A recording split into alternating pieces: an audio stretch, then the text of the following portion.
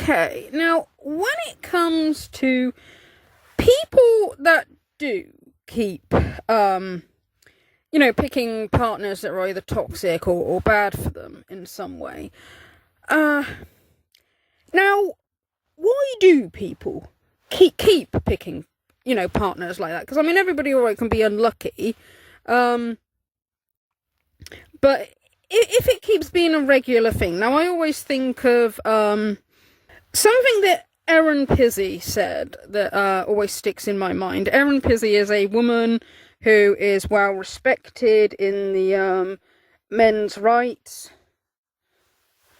community, and she's worked with both men and women that have been victims of domestic violence, and she's worked with both men and women that have had issues that have made them abusive and violent. Okay, so she's talking specifically about people who've been victims of domestic violence, but I think this could apply to like any toxic behavior. Like, it doesn't have to be like just physical violence, like any toxic behavior, like, mental abuse or cheating or anything, right? Like, Erin Pizzey said that she always went by the rule of three, okay? As in, like, she'd say, if you've picked one partner who is abusive or violent, that could have been an accident. If you pick two partners that are abusive and violent, she thinks that you've been careless in your choices. But if you've had three or more partners that are abusive and violent, she said that the problem is you need to look at yourself and ask why you are picking these people. Okay, and she's probably right. And like I said, I think that it doesn't have to just be violence. Like, if somebody has a long line of exes who they say like are terrible people, displaying toxic behaviour, if somebody's got a long line of partners like that, then I would be inclined to agree, okay, that person needs to look at themselves and ask why they pick them. Of course, there are some times when somebody might be the toxic person themselves, okay, and might be blaming it all on their exes, but we'll get to that in a minute, okay? When you get people that keep choosing bad partners, okay, I think there's a few different reasons for this, okay? I mean, some people can be naive, and that could be particularly when somebody's young. Also, like, if you can get, like, sort of, I think, like, the sort of, like, people pleaser kind of person who, maybe has, like, a bit of trouble sort of standing up for themselves. I mean, you can get some people who, the sort of person that sort of is, like, always, like, maybe attracted bullies easily, can sometimes, sadly, then attract a partner who is also kind of a bully, okay, because they're not so good at spotting the red flags, and maybe don't think enough for themselves to think that they deserve better, and might not be very good at standing up for themselves, okay? So, that is a bit sad in that kind of situation. Some people you can get who really are attracted to people who are a little bit bad, okay? Like, they say in the manosphere all the time, like, oh, women like the bad boys. I don't think most do, but you certainly do get some, okay? And sometimes, I mean, that type of woman, I think it's kind of a bit of an immaturity, which, again, may be understandable if we're talking about a very young woman, like either a teenage girl or like in early 20s. But it's just like, I've known, like, some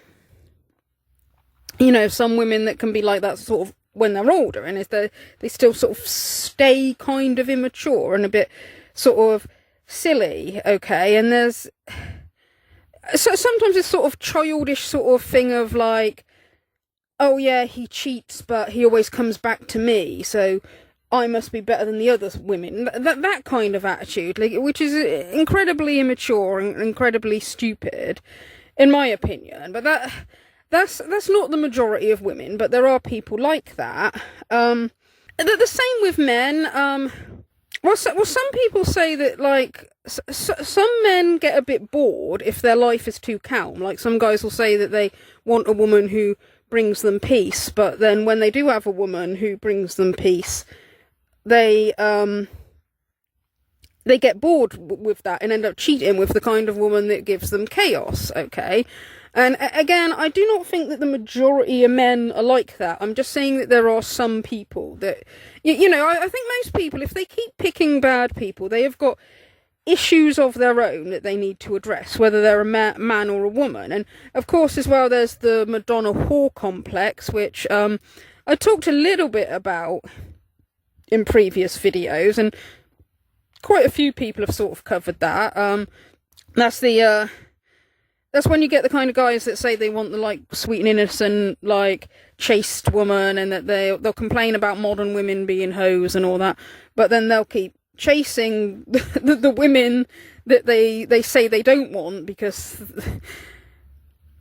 they kind of do want the promiscuous woman, really. But then they'll say, oh yeah, but we want to marry the nice girl or the chaste girl. But then when they do, if they do get, like, the chaste, traditional type of woman, they then end up cheating on her with, like, the promiscuous woman who they said they don't like, okay? Again, not the majority of men, but there's just some, okay? So I'm just talking about some people, okay, who choose bad partners.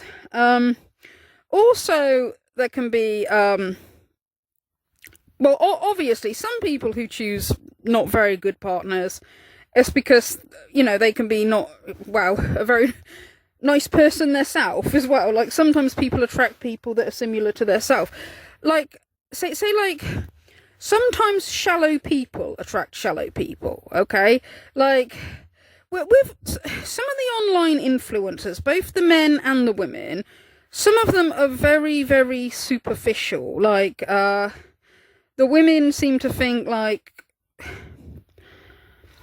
if they're beautiful looking, they're a high value woman, like, regardless of what their personality is like. And you know, we'll say stuff like, oh, you know, I deserve, like, the best man, he should treat me like a princess, he should be buying me all these presents, and you know, whatever, the real sort of spoilt brat sort of attitude. You get women like that, and then you get, on the other side of that is the guys who, oh, I'm the highest value man because I've got loads of money and the biggest muscles, and I could take any man's girlfriend, and that kind of thing, okay? So it's the two sides. They're both extremely shallow, and I kind of think sometimes they sort of attract each other, okay? The woman who, she's just all about her looks, the man, he's just all about his money and his car and whatever, and he'll cheat on her, and she'll probably cheat on him as well, I don't know. But, you know, it's like, because sometimes, like, so, like, in the red pill community, they'll take examples of these women and say women nowadays have ridiculous standards, when that's not really the average woman on the street. Like, these influencers, just like the same way the male influencers aren't the average man on the street, right? So they'll take these women who, like, have these, like, ridiculous standards and try to make out that's every woman, when it isn't. But also, it's the very sort of shallow, superficial men that seem to aim for these women, okay? And I think that that's more of an ego thing. Like, it's like when these guys talk about wanting to be the top 10% of men, and again, the top 10% is, like, nothing to do with your character, it's just about being tall and rich and muscly and stuff like that, okay? So they sort of aim for these superficial women because they're the ones with the ridiculous standard, so they kind of think that if they get picked by one of those women, that makes them the alpha male, because they've, you know, other men wouldn't be able to reach to their standard, so they're like the top 10% or whatever percent they think they are. So they sort of aim for those women who have the ridiculous standards, but for superficial things. But it's not so much because they like the woman, it's because they kind of feel like that they're the best man if they get picked by that kind of woman. And, you know, and it's kind of, I think, narcissistic on both sides. That's how they come across to me, like the men and the women in that circumstances. They come across like they've just got massive egos, and it's just for like really shallow, superficial stuff, okay? So you sometimes get those kind of people that attract each other. And I would think they're both toxic. Or, you know, when you get as well, like, say like you get those dating sites, don't you? Like the sugar daddy or sugar baby or whatever they're called, where it's basically for gold diggers to find like rich old men, okay? And again, it's like the shallowness is going both ways. Like, the woman's only after his money, the man just wants like an attractive woman, to be like his trophy, to show off, and you know, neither of them are going for each other for good reasons, okay? So you get that, you get the sort of, you know, superficial people going for other superficial people, right? So you get that. Another reason why people can go for people that are bad for them is because they're damaged to their self, okay? Like if they've had maybe a traumatic childhood and they don't think much of their self. Sometimes people, if they've had issues with their parents, right? Like I've heard that some women, if they didn't have a good relationship with their father, and particularly like if they've had like an abusive dad or something like that, they tend to be more likely, some of them, to go for men that are not very good, because they don't know the signs of like a good guy. And again, it's really quite sad. This is kind of partly why I don't like it when they always, in the red pill community, blame women for choosing bad partners, because they don't take this sort of stuff into account. It's like, one, they're hypocritical because they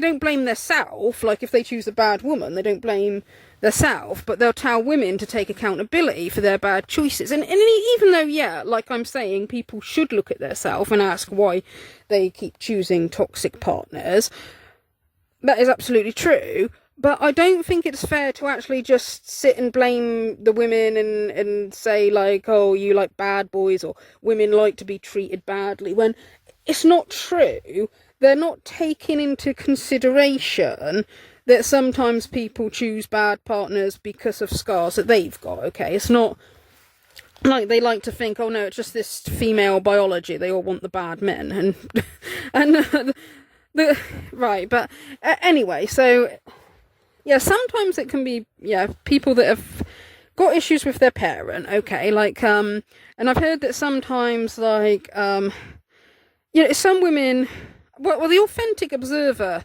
she mentioned something about this, like, she got a message one time from some woman who said she had an abusive dad, and she was scared of picking a man like the same as her father, because she didn't know how to tell the difference between a good guy and a guy who isn't good, okay? And this is, I suppose, because she hadn't had the stable father role model in her life, so was finding it harder to tell the difference between positive and negative masculinity, okay? So there's issues like that.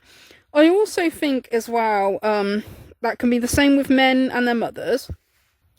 I think men can have trust issues with women if they've had a negative relationship with their mother, and in some cases are maybe more likely to find women who are very similar to their mother as well. This can be, whether we're talking about a mother who treated them badly, or the other way, if a mother is like coddled a guy too much, or in some circumstances, there can be mothers that almost treat their sons like a partner, which is something that I find a little bit disturbing, okay? And, you know, a few people have done videos about this kind of thing. And not surprisingly, this can cause guys issues. when choosing women,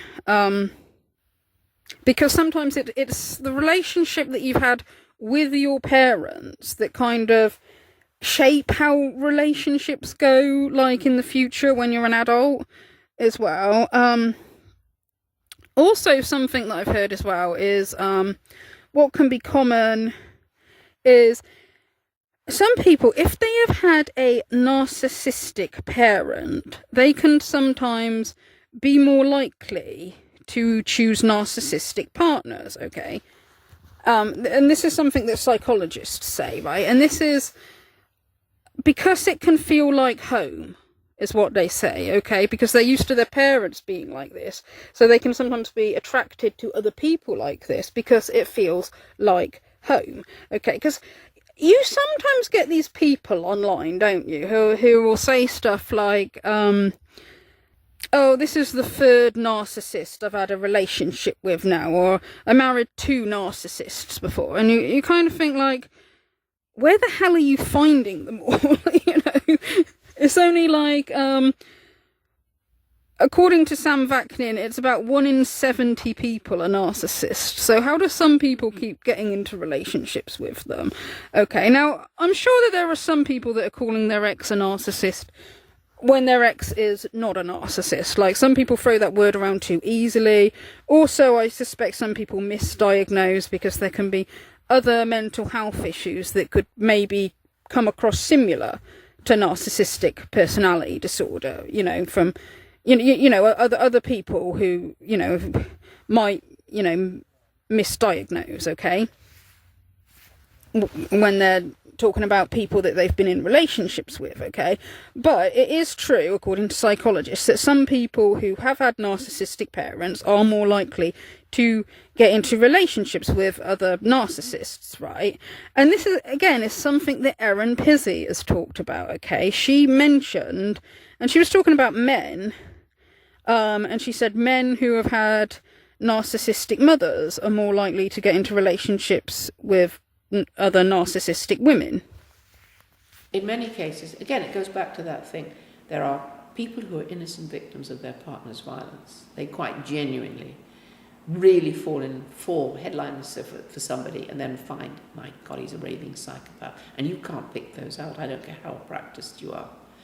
But the majority are women that I've said who are victims of their own violence, and their choices are based from their own childhood damage. Now you'll find an awful lot of men going for narcissistic women. Because the man himself has very bad image of himself, he's had probably an extremely damaging relationship with his mother.